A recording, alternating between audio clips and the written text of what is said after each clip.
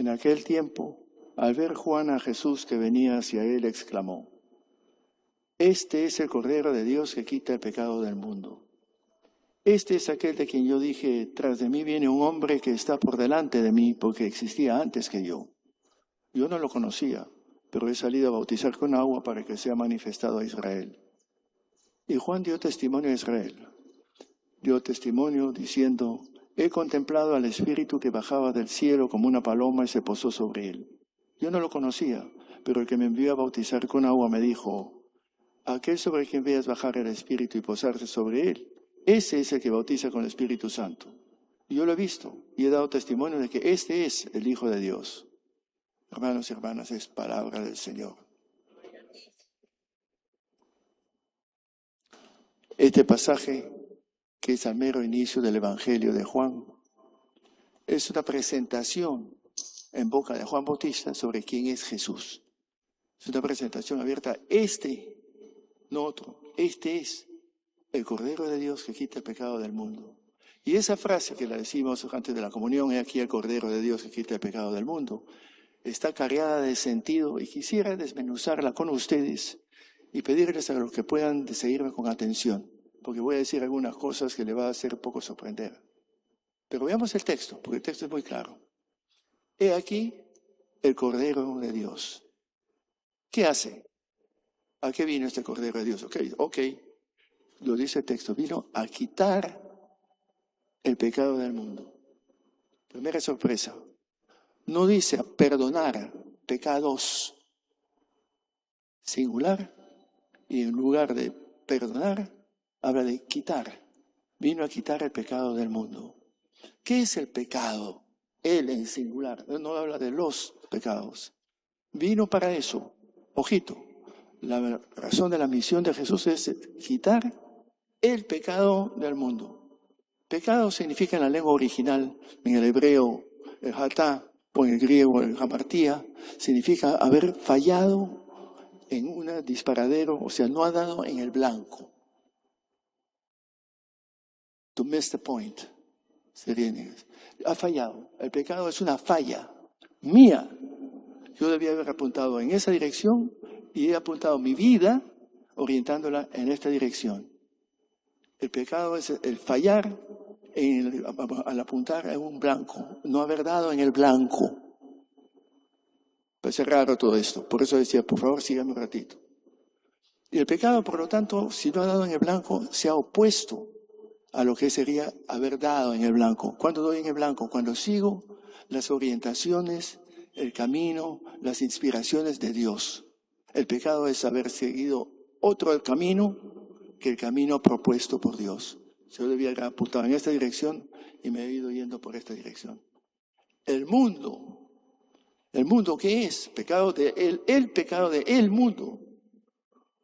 En el Evangelio de Juan, cuando uno lo estudia y lo ve cercanamente, el mundo no es en el sentido término del cosmos. El mundo es las estructuras, instituciones, actitudes contrarias a Dios. Un momento dado Jesús dirá a sus discípulos: ustedes están en el mundo sin ser del mundo. Parece bien. Estás en el mundo, obviamente no estoy en Marte. Pero no somos del mundo, no somos parte de las estructuras, las instituciones, las actitudes contrarias a Dios. El mundo es el que está opuesto a Dios. Entonces por eso dice a los discípulos: ustedes están en el mundo, pero no son parte de ese mundo. Ese mundo es las estructuras de injusticia, de opresión, lo estamos viendo con la violencia, estructuras de muerte, estructuras de egoísmo, de imposición, de imperialismos, que pasan piola. Tremendo. Y aquí miramos en otra dirección. Estructuras de mentira, de codicia, campaña política.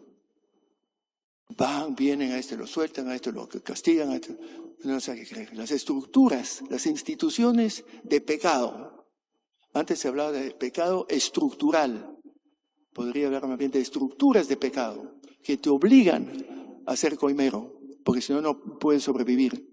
Te ponen contra la pared. Que te obligan a tratar de comprar la justicia, porque si no, te la vas a pasar años, juicio tras juicios. Las estructuras a veces están hechas de tal forma que nos obligan, nos ponen contra la pared a ir en contra de lo que son los valores del reino. He aquí el Cordero de Dios, el que quita el pecado del mundo. ¿Cómo quita el pecado del mundo? No lo hace automáticamente. Y aquí viene la sorpresa número 2. Quita el pecado del mundo ofreciendo aunarse y asimilar el Espíritu de Jesús. Y el Espíritu de Jesús es el Espíritu de la verdad. Es el Espíritu de ese Dios que es Padre. Esto es importante. Es el Espíritu de la solidaridad. Es el Espíritu de la compasión. Es el Espíritu del perdón. Es el Espíritu del amor. Es el que quien vive en esas claves se ha quitado del pecado del mundo. No soy parte y no le hago juego a estas instituciones, estructuras y mecanismos que se nos van imponiendo. Eso, por tanto, significa, si miramos bien, vivimos lamentablemente inmersos en estructuras de muerte. Muchos se mueren mucho antes de lo que debía morirse por simplemente no compartir los medicamentos, los alimentos, agua, lo que tú quieras, o atención o defenderles en la vida. Finalmente, clásico es decir que Jesús murió por nosotros. Porque como hemos ofendido a Dios, hay que pedirle perdón a Dios. Y se pide perdón a Dios y se obtiene la reconciliación por la muerte violenta de Jesús. Hizo la voluntad del Padre, morir por nosotros. ¿Se han puesto ustedes a pensar alguna vez, 5 minutos, qué estamos diciendo? ¿Qué tipo de padre es ese que quiere que muera su hijo para estar en paz con él? Es un sádico. ¿Qué padre, qué madre quiere que muera su hijo? ¿Para qué? ¿No se supone que el Padre es misericordioso, compasivo? El texto no habla de eso. Quita el pecado del mundo por medio del Espíritu que movía a Jesús, espíritu de sanación, de reconciliación, de unidad, de fraternidad, espíritu de amor. Ese es, a Jesús lo mataron, no murió. Las estructuras del mundo, el pecado del mundo, clavó a Jesús en la cruz. No fue porque Jesús dijo, bueno, ese está en el guión, aquí máteme pues. No era un suicida. Nos hemos lavado las manos, murió por mí. ¿Y yo qué le dije que haga por mí? ¿Y yo qué culpa tengo? Y viene todo el concepto de culpabilidad que vamos asumiendo. Aquí hay mucho que repensar. Es un padre.